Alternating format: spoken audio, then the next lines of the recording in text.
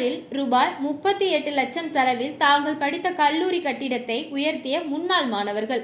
மயிலாடுதுறை மாவட்டம் தரங்கம்பாடி அருகே பொறையாறில் DBML கல்லூரி 1972ஆம் ஆண்டு கட்டப்பட்டது. இதில் 1974ஆம் ஆண்டு முதல் இயற்பியல் துறை செயல்பட்டு வருகிறது.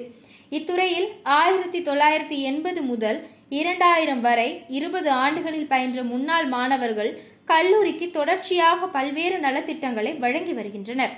கல்லூரிக்கு சோலார் மின் வசதி, கல்லூரியில் குறுங்காடுகள் ஆகியவற்றை இதுவரை ஏற்படுத்தி தந்த இந்த முன்னாள் மாணவர்கள் இதன் முத்தாய்ப்பாக பிசிமீட் அமைப்பின் மூலமாக ஒன்றிணைந்து தாங்கள் பயின்ற துறைக்கு தரத்தளத்தில் மட்டும் செயல்பட்டு வந்த கட்டிடத்தை ரூபாய் 38 லட்சம் மதிப்பீட்டில் இளங்கலை பிரிவுக்கு 3 வகுப்புகளும், முதுகலை பிரிவுக்கு 2 வகுப்புகள் என மொத்தம் 5 வகுப்பறை கட்டிடங்கள் உடன் முதலாம் தளத்தில் உயர்த்தி கட்டி வழங்கியுள்ளனர்.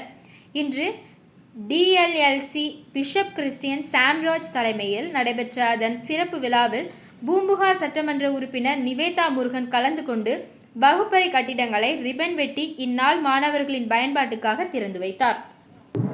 ஏறக்குறைய 53 ஆண்டுகளில் இயற்பியல் துறையில் படித்த பழைய மாணவர்கள் அவர்கள் ஏறக்குறைய ஒரு 38 லட்சம் பணத்தை அவர்கள் நன்கொடையாக கொடுத்து இங்கு அந்த இயற்பியல் துறையில் மாணவர்கள் மாணவிகள் வந்து படிப்பதற்கு கட்டடங்களை கட்டி அறைகளை கட்டி கொடுத்திருக்கின்றார்கள்.